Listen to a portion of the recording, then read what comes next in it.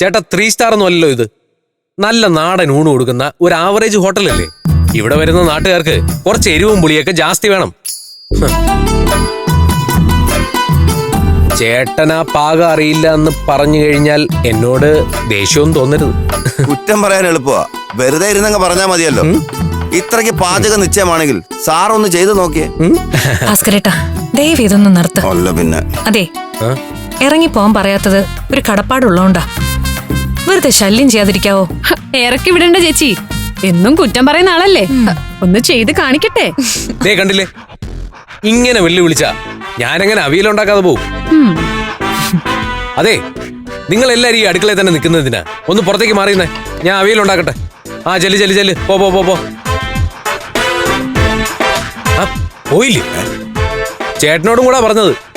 ആ പോയേ പോയേ. ആഹാ, താങ്കളോട് ഇനി പ്രത്യേകിച്ച് പറയണമായിരിക്കും.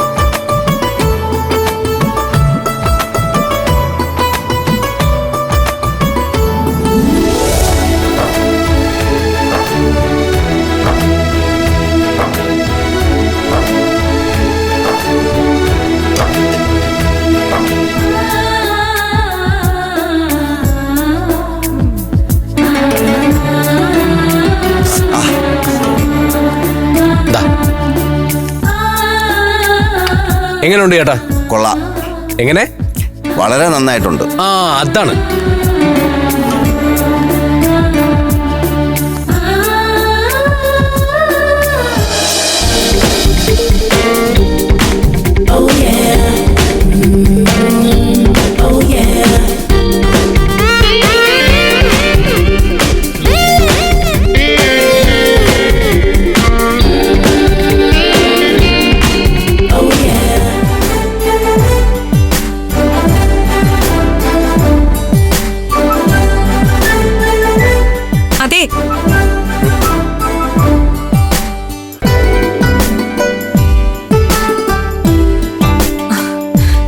എന്തൊരു കൈപ്പുണ്യ! എവിടുന്ന് പഠിച്ചു ഇത്ര നന്നായി പാചകം ചെയ്യാൻ? ആഹാരം അമൃതിന് തുല്യാവണം. പാചകം ഒരു കലയാണല്ലോ. പാചകക്കാരൻ ഒരു കലാകാരനും. അവൻ നളനാവണം. നള പാചകം മനസ്സിലുണ്ടാവണം. അല്ല, കഴിക്കുന്നില്ലേ? ഇന്ന് വേണ്ട. ഞാനുണ്ടാക്കിയത് നിങ്ങളാ കഴിക്കേണ്ടത്.